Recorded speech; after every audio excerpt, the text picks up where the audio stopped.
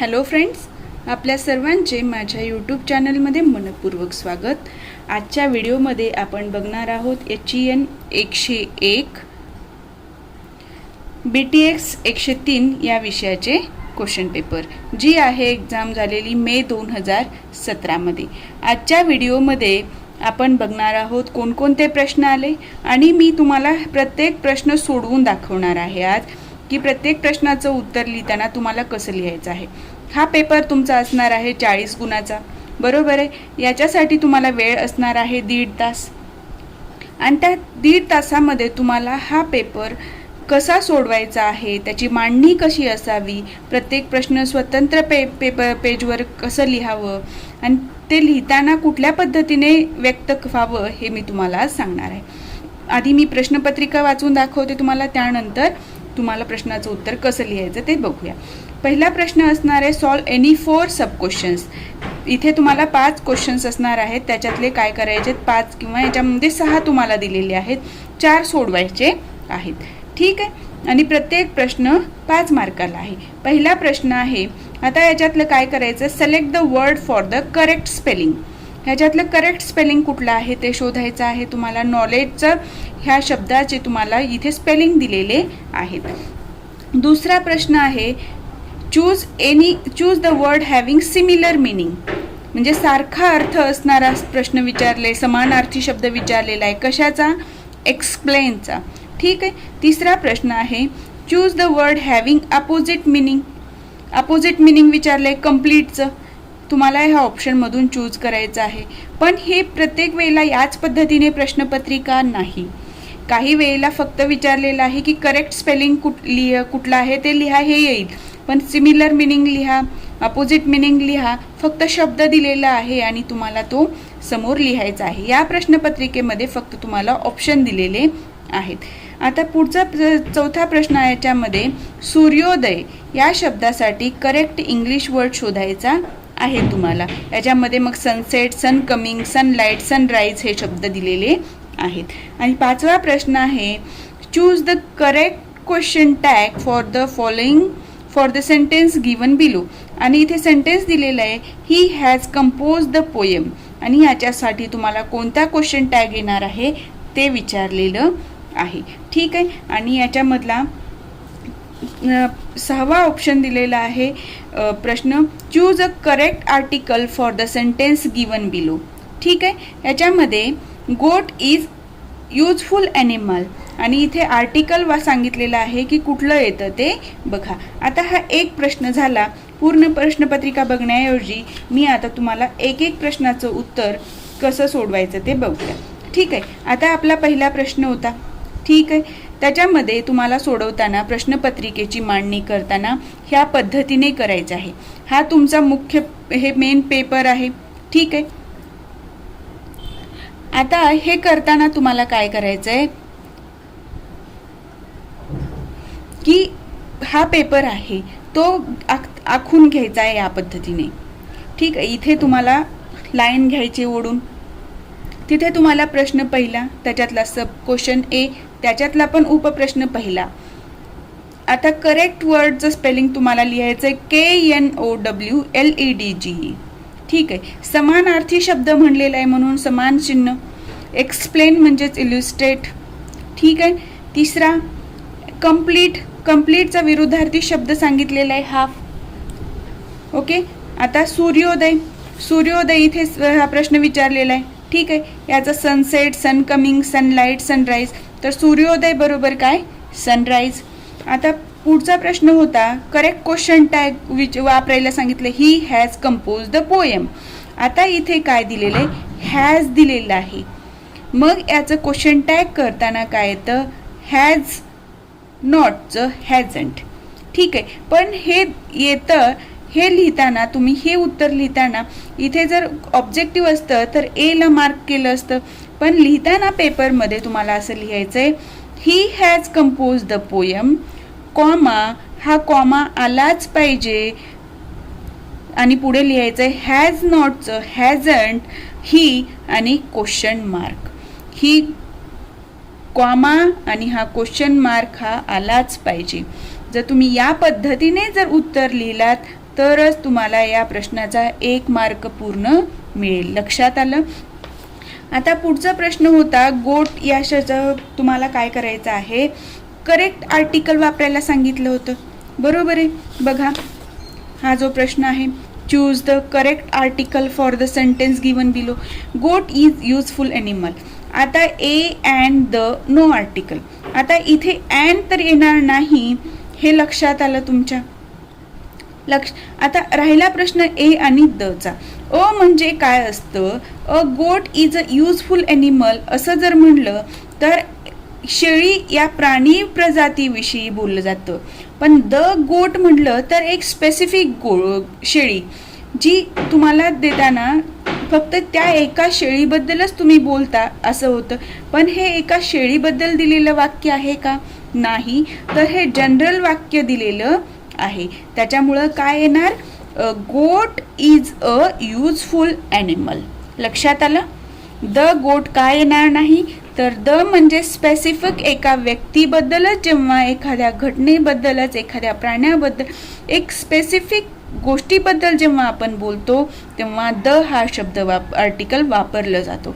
अ म्हणजे काय आहे इथे, अ म्हणजे एक पूर्ण काय म्हणतो आपण, शेळीची प्रजाती, पूर्ण शेळी जातीविषयी इथं बोललेलं आहे. लक्षात आलं. या पद्धतीने तुमचा पहिला प्रश्न सुटला. आता आपण पुढच्या दुसऱ्या प्रश्नाकडे वळूया. ठीक आहे. आता बघा दुसरा प्रश्न, बी प्रश्न, on, if, to, of, under हे जे दिलेले आहेत शब्द, त्यांचा तुम्हाला काय करायचं आहे, इथे रिकाम्या जागेमध्ये वापर करायचा आहे. हे सोडवायचं कसं. आता ह्याच्यातलं तुम्हाला कुठला आर्टिकल म्हणजे प्रिपोजिशन योग्य ठिकाणी बसेल ते तुम्हाला इथे शोधायचं आहे. Ramesh goes dash the library at 1 PM. आता याचं काय येणार, Ramesh goes to the library. इथे काय येणार, to the library at 1 PM. दुसरा आहे dash there is a wind there will be rain. इथे काय दिले, भविष्य काळामध्ये रचना दिलेली आहे.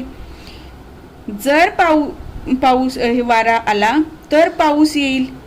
बरोबर आहे. जर येण्यासाठी काय येतं इथे, if there is a wind there will be rain. लक्षात आलं. तिसरा आहे द बुक इज, काय येणार आता, इफ तर गेलं, टू पण गेलं, राहिले काय, ऑन, ऑफ, अंडर. हे गेलेले काढून टाका तुम्ही, म्हणजे तुम्हाला परत चूज करायला बरं पडतं. The book is on the table. ठीक आहे. हे तर आपण लहानपणी 5वीत पण शिकलेलं आहे, हे सगळ्यांनाच येईल. आता बघा, colour dash the house is very attractive. The colour of the house, of येईल का अंडर येईल, ऑफ येईल. The colour of the house is very attractive. लक्षात आलं. 5वा प्रश्न आहे the child learns under the guidance of his और हर parents. इथे काय येणार, मूल कोणाच्या नियंत्रणाखाली किंवा कोणाच्या मार्गदर्शनाखाली शिकतं, तर त्याच्या किंवा तिच्या आई वडिलांच्या नियंत्रणाखाली शिकतं. आता या प्रश्नाचं उत्तर लिहिताना पण तुम्हाला याच पद्धतीने लिहायचं आहे. दुसरं पेज, पहिला प्रश्न संपला, सोडून दिला. दुसरा प्रश्न सुरू करायचा दुसऱ्या पानावर आणि तुम्हाला या पद्धतीने प्रश्न उत्तर लिहायचं आहे.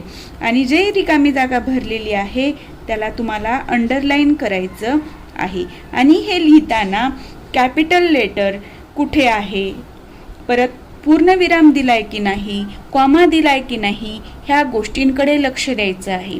कारण त्या गोष्टीसुद्धा तुम्हाला पूर्ण मार्क देण्यासाठी, आउट ऑफ मार्क देण्यासाठी मदतीच्या ठरतात. तुमची एक चूक तुम्हाला अर्धा मार्क कमी करते. लक्षात आलं. आता आपण तिसऱ्या प्रश्नाकडे वळूया. आता बघा इथे काय सांगितलेलं आहे. तिसरा प्रश्न, ही टूक पार्ट इन द प्ले. याचं काय करायचंय, चेंज इनटू सिंपल फ्युचर. ह्याचं काय करायचं आहे, आपल्याला फ्युचर टेन्समध्ये वाक्य कन्वर्ट करायचं. ही टूक पार्ट, टेकचं भूतकाळ आहे टूक. बरोबर आहे. म्हणजे हे वाक्य कशामध्ये दिलेलं आहे?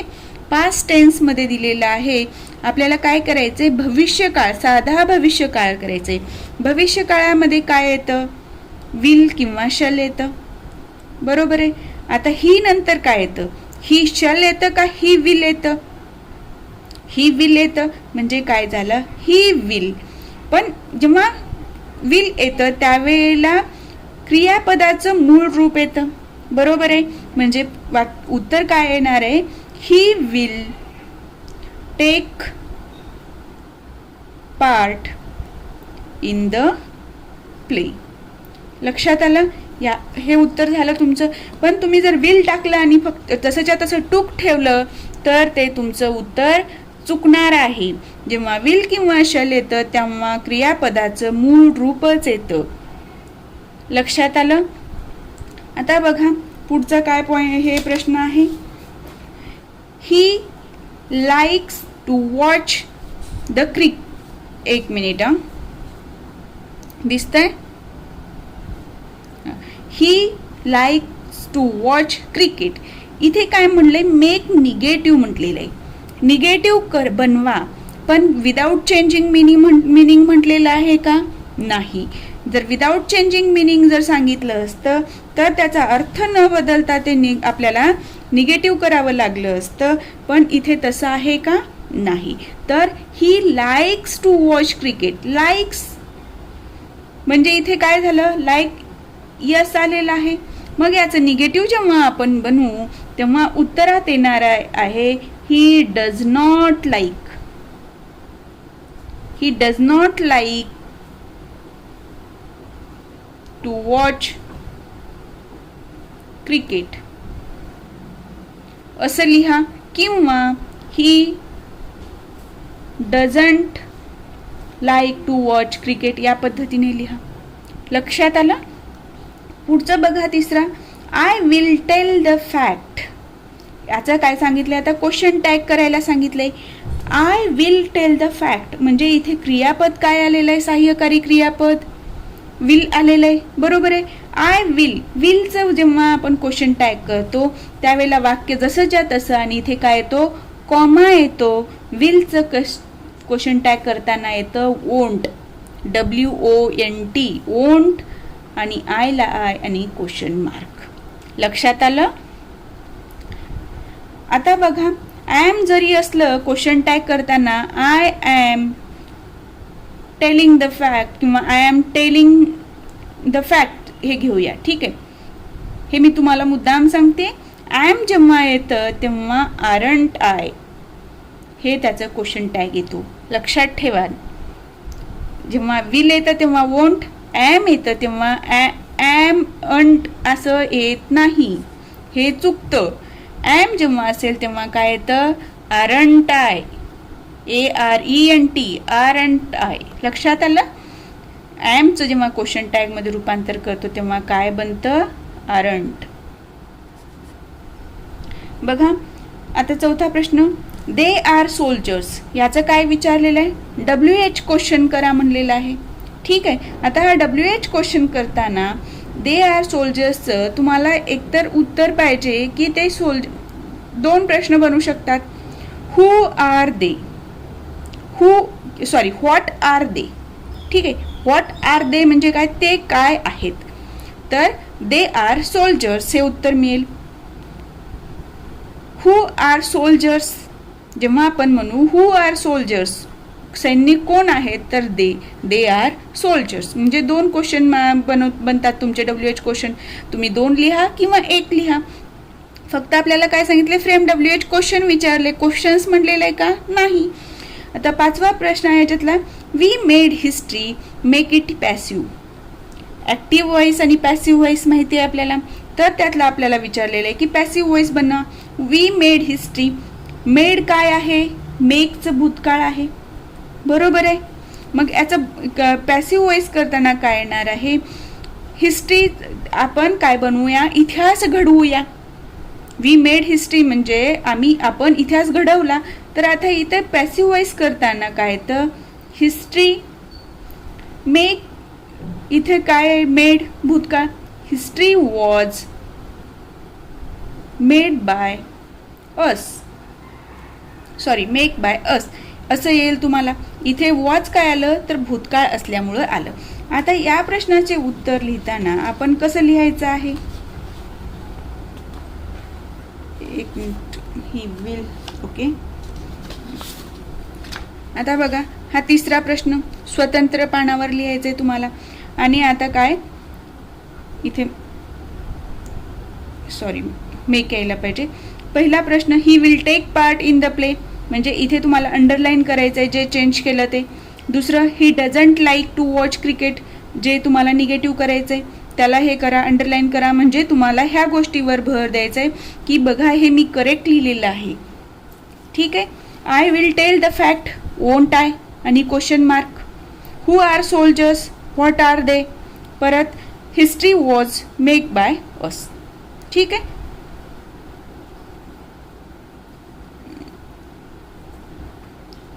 एक मिनिट, करेक्ट केलं ना याला मी, हां. वॉज आणि बाय याला तुम्ही अंडरलाईन करायचं आहे. आता आपल्याला पुढचा प्रश्न बघायचा आहे, चौथा प्रश्न डी. आणि याचं तुम्हाला काहीच दिलेलं नाही आहे प्रश्नपत्रिकेमध्ये. याचं तुम्ही काय करावं, अर्थ लिहा, मराठीत लिहा, किंवा पुढे इन्स्ट्रक्शन्स काहीच दिलेले नाही आहेत. तरी पण मी याचं काय केलेलं आहे की मराठीमध्ये आपले अर्थ घेतलेले आहेत. Mohan goes to garden, Mohan बागेत जातो. Reading novel is his hobby, कादंबऱ्या वाचन हा त्याचा छंद आहे. He goes to the library to study with his friends, तो त्याच्या मित्राबरोबर अभ्यासासाठी वाचनालयात जातो. ही लव्स टू डान्स, त्याला डान्स करायला किंवा नृत्य करायला आवडते, नृत्य करणे आवडते. ही एन्जॉयज प्लेइंग क्रिकेट, तो क्रिकेट खेळण्याचा आनंद घेतो किंवा आनंद उपभोगतो. आता हे या पद्धतीने मी लिहिलेले, कारण तिथे काहीच इन्स्ट्रक्शन्स नव्हते, पण मला वाटलं की त्याचं आपण अर्थ तरी हे करूया. म्हणजे प्रत्येक परीक्षेमध्ये ट्रान्सलेशनवर प्रश्न येतो, तर या पद्धतीने ते प्रश्न घेतलेले आहेत. आणि या पद्धतीने तुम्हाला प्रत्येक याचं वेगवेगळं एक एक ओळ सोडून तुम्हाला उत्तर लिहायचं आहे. आणि प्रश्न संपला की नेक्स्ट पेजवर पुढचा प्रश्न सुरू करायचा आहे. पण इथे लिहिताना जो काळ आहे तो व्यवस्थित आला पाहिजे. सगळीकडे बघा इथे वर्तमान काळच दिलेला आहे, त्यामुळे आपलं ट्रान्सलेशनसुद्धा वर्तमान काळातच आहे. लक्षात आलं. आता आपण पुढच्या प्रश्नाकडे जाऊया. आता पाचवा प्रश्न आहे, write a dialogue among the passengers at the railway station. ठीक आहे. आता काय आहे, डायलॉग रायटिंग आहे. कुणामध्ये, among the passengers at railway station.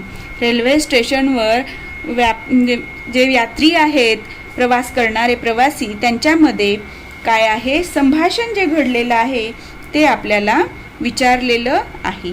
तर हे कसं लिहायचं ते बघा. ठीक आहे.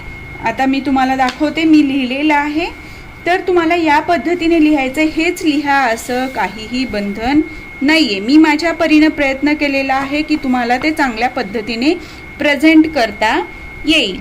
ठीक आहे. आता प्रश्नाचं उत्तर लिहिताना तुम्हाला या पद्धतीने लिहायचं आहे. लोकेशन लिहा, म्हणजे कुठल्या ठिकाणी ते संभाषण चालू आहे. पॅसेंजर्स आहेत. अमंग म्हटल्यामुळं काय झालं, दोनपेक्षा जास्त, बिटवीन आणि अमंगमध्ये फरक आहे. बिटवीन म्हणजे तिथे फक्त दोनच व्यक्ती असतात, दोन गोष्टींमध्येच तो संवाद घडलेला असतो. पण अमंग म्हटल्यानंतर दोनपेक्षा जास्त तिथे पॅसेंजर्स येतात.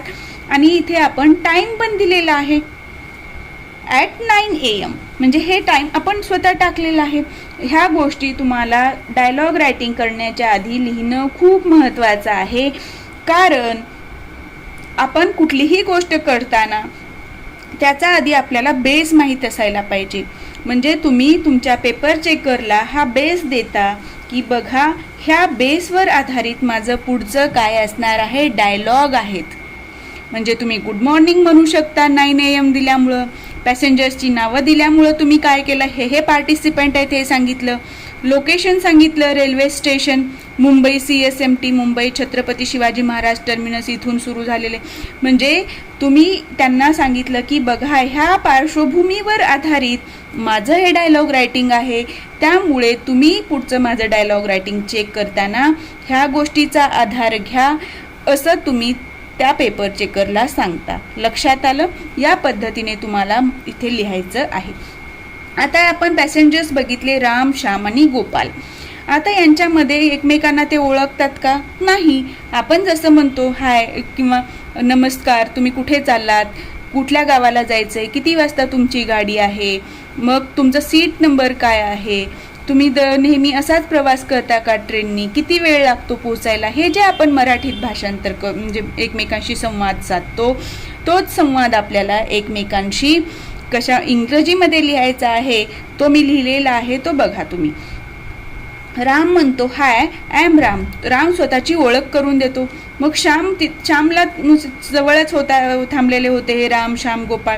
मग श्याम पण म्हणतो हाय, आय एम श्याम. गोपाळही मग भाग घेतो आणि गोपाळ म्हणतो हाय, आय एम गोपाळ. तिघांनी एकमेकांची ओळख करून दिली. मग राम म्हणतो good morning both of you. त्या दोघांनाही ग्रीटिंग देतो तो. ठीक आहे राम. मग हे लिहत बसायचं नाहीये परत. गोपाळ पण म्हणतो Gopal good morning to both of you, Shyam, तर आपण कंसामध्ये ते लिहायचं आहे Gopal and Shyam also exchange their greetings.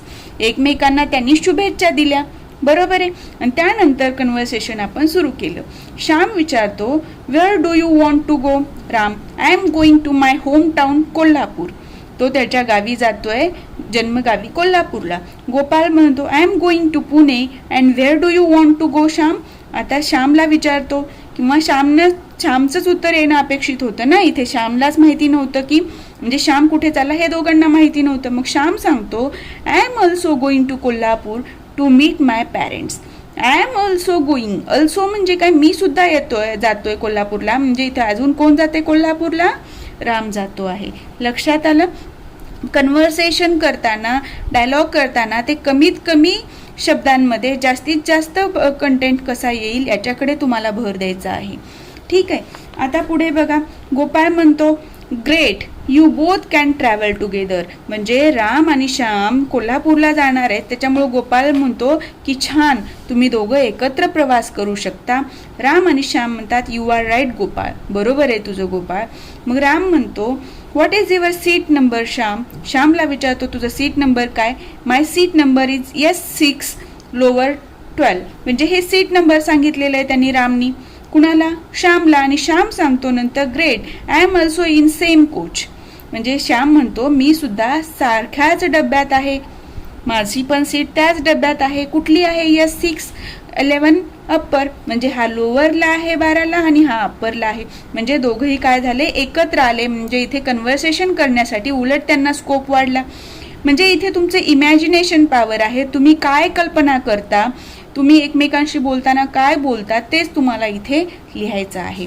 ठीक आहे. गोपाळ म्हणतो it's very nice now you both can travel in same coach. परत गोपाळ म्हणतो छान, खूप मस्त, आता तर तुम्ही एकाच ट्रेनमध्ये एकत्र प्रवास करण्यापेक्षा एकाच कोचमध्ये प्रवास करता. राम म्हणतो व्हॉट अबाउट यू गोपाळ. तुझं काय गोपाळ, तुझं काय, ट्रेनचं टाईम काय, तुझं काय. म्हणजे व्हॉट अबाउट यू म्हणजे तू सांग तुझ्या टाईमबद्दल, तू कुठे चाललाय किंवा किती वाजता आहे. तर गोपाळ सांगतो my train will arrive within 15 minutes on platform number 6. माझी ट्रेन 15 मिनिटामध्ये प्लॅटफॉर्म नंबर 6वर येईल. Now I have to take leave. म्हणजे आता मला निघावं लागेल. आणि तो happy journey to both of you bye bye म्हणतो. म्हणजे आपल्याला 75 ते 100 शब्दात लिहायचं असल्यामुळे इथं आपण कन्व्हर्सेशन कसं घेतलं, डायलॉग रायटिंग आखडतं घेतलेलं आहे आणि तो संपवण्याचा प्रयत्न केलेला आहे. श्याम म्हणतो wait a minute Gopal can we exchange our contact numbers. तो म्हणतो की आता आपली ओळख झालीच आहे, तर आपण एकमेकांशी नंतर संपर्क कसा ठेवणार, संपर्क कसा साधणार. तर तू थांब, मला तू मोबाईल नंबर देशील का, आपण एकमेकांचे कॉन्टॅक्ट नंबर एक्सचेंज करू का. तर गोपाळ म्हणतो यस शुअर. आणि ते लिहायचं नाहीये तो त्याला दिला तो त्याला दिला, तर कंसात लिहायचंय and they exchange their contact numbers. ठीक आहे. आणि राम म्हणतो happy journey Gopal bye bye. आणि इथे कन्व्हर्सेशन आपलं संपलेलं आहे. लक्षात आलं? या पद्धतीने आखणी करून या पद्धतीने 2 पॉईंट देऊन व्यवस्थित त्याचं डायलॉग रायटिंग तुम्हाला करायचं आहे. ठीक आहे, व्हिडिओ शेवटपर्यंत बघा, तुम्हाला याचा उपयोग होईल पेपर सोडवताना. मी मुद्दाम तुमच्या आग्रहास्तव हे सगळं घेतलेलं आहे. ठीक आहे, आता दुसरा प्रश्न आहे, सॉल्व एनी 4 सब क्वेश्चन्स. पहिला आहे write in details the objective of learning vocabulary. आता आपल्याला विचारलेलं आहे इन डिटेल लिहा. ऑब्जेक्टिव्ह म्हणजे उद्दिष्ट, व्होकॅब्लरी म्हणजे शब्दसंग्रह. शब्द शिकण्याचे उद्दिष्ट काय आहे ते लिहा असं सांगितलेलं आहे. तर आता बघा ऑब्जेक्टिव्ह काय आहेत. Objective of vocabulary. Objective of vocabulary लिहिताना उत्तर तुम्हाला या पद्धतीने मांडणी करायची आहे. प्रश्नाचं उत्तर लिहिताना बघा अट्रॅक्टिव्ह दिसतंय. आता बघा, we enrich our word power through listening, reading, speaking and writing. हे पुस्तकातलीच लँग्वेज आहे. वी एनरिच अवर म्हणजे काय, आपण आपली शब्दसंपदा वाढवतो. एनरिच म्हणजे काय, श्रीमंत करणे, वाढवणे. कशा थ्रू वाढवतो, ऐकून, वाचन करून, बोलून आणि लिहून. म्हणजे we enrich our word power through listening, reading, speaking and writing. Our response to situation in life adds to our vocabulary. म्हणजे आपण कुठल्या प्रकारे एखाद्या घटनेला प्रतिसाद देतो त्यावर सुद्धा आपल्या ॲड्स म्हणजे काय, वाढत जाते आपली व्होकॅब्लरी. लक्षात आलं? आता आपल्याला हे झालं, प्रस्तावना झाली. आता लिहायचं आहे objective of learning vocabulary as under. खालीलप्रमाणे ऑब्जेक्टिव्ह आहेत. याचा उद्देश काय असतो आपण भाषा शिकण्याचा? तर आपण बोलायला आलं पाहिजे, लिहिता आलं पाहिजे, एकमेकांशी संवाद साधता आला पाहिजे, एकमेकांना प्रश्न विचारता आला पाहिजे, उत्तर देता आलं पाहिजे. परत एखादी घटना बघितली तर ती आपल्याला शब्दांमध्ये व्यक्त करता आली पाहिजे, किंवा एखादी सिच्युएशन दिलेले आहेत किंवा 2 सिच्युएशन्स दिलेले आहेत त्याच्यातला फरक स्पष्ट करा सांगितला तर तुम्हाला लिहिता आला पाहिजे. एखादी घटना किंवा एखादी गोष्ट एखाद्या चित्रावरून तुम्हाला सांगता आली पाहिजे. तुमचा कॉन्फिडन्स लेवल वाढला पाहिजे. हे सगळे आपले उद्देश आहेत. हे आपल्याला मराठीत सांगता येतात, तेच आपण इंग्रजीमध्ये घेतलेले आहेत. काय आहेत? To develop speaking and writing skill, understand the communication and command, understand statements and questions, sees the visual clues and is able to convert visual information into verbal one. म्हणजे सी व्हिज्युअल क्लूज म्हणजे आपण जे काही दृश्य दिसतं ते बघतो, and able to convert आणि आपल्यामध्ये क्षमता असते की व्हिज्युअल जे डोळ्याला दिसते ती माहिती आपण शब्दाद्वारे व्यक्त करतो. एखाद्या बघा बाहेर गेलो तर आपण घरी आल्यानंतर म्हणतो ते तिथे असं होतं, ते तिथे होतं, हेच आपण सांगतो. ते सांगण्यासाठी आपल्याकडे काय पाहिजे? शब्दसंपदा पाहिजे. ठीक आहे. To respond to different situations in life both orally and in writing.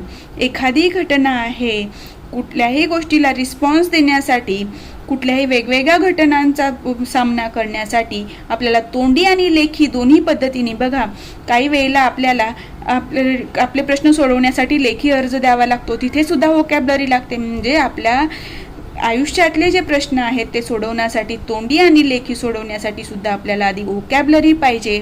आणि व्होकॅब्लरी शिकण्याचं ते उद्देश आहे हे आपल्याला व्यक्त करायचं आहे. Describe and event, thing, place म्हणजे एखादी घटना, एखादा जागा, एखादी वस्तू यांचं काय करायचं आहे वर्णन करण्यासाठी त्यात सुद्धा ह्या व्होकॅब्लरीचा उपयोग होतो. आणि शेवटचं लिहिलेलं आहे develop confidence in the uses of English.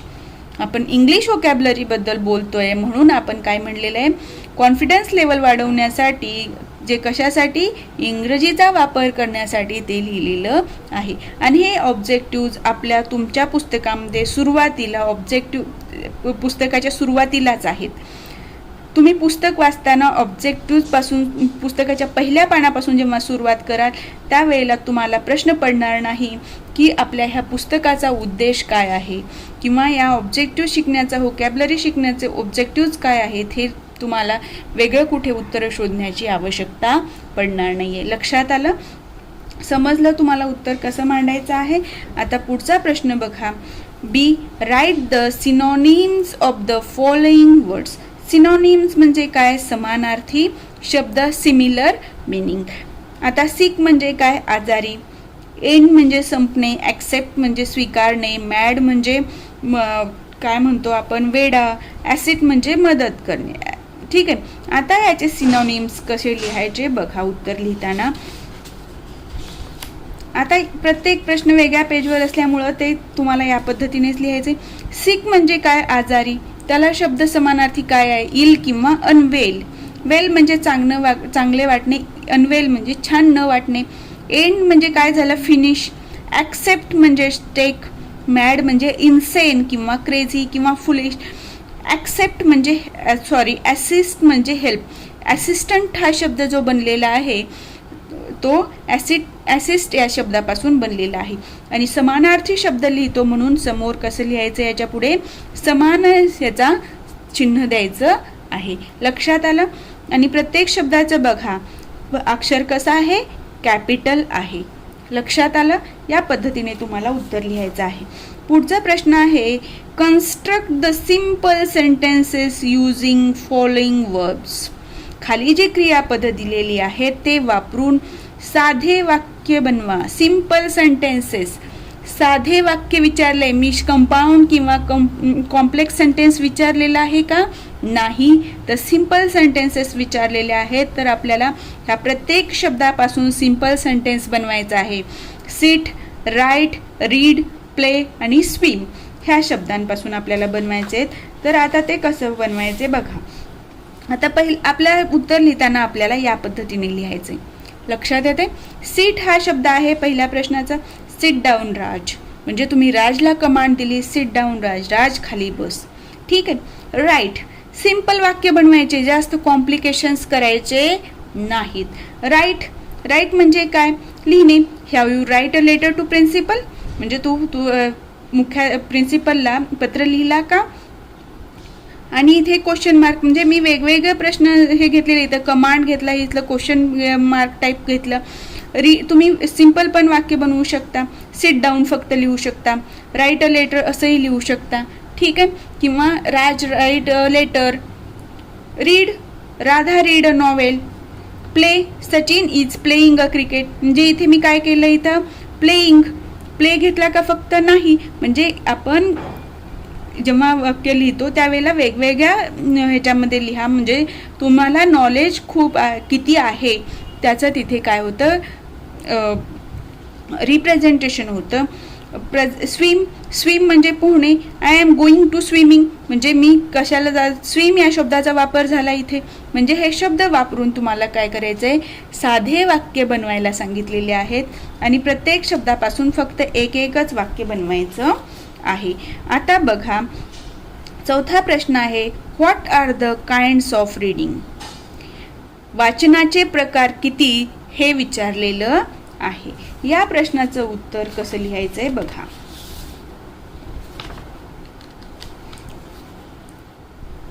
लक्षात येते सगळ्यांच्या?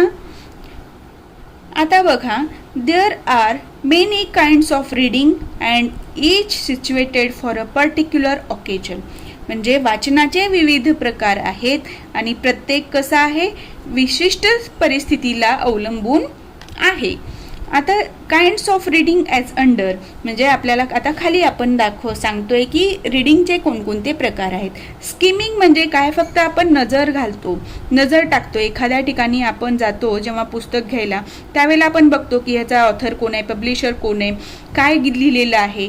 किंवा एखाद्या लायब्ररीत गेलं तर पुस्तक घेण्यासाठी तर स्किमिंग काय आहे? शोधणे, फक्त धुंडाळणे.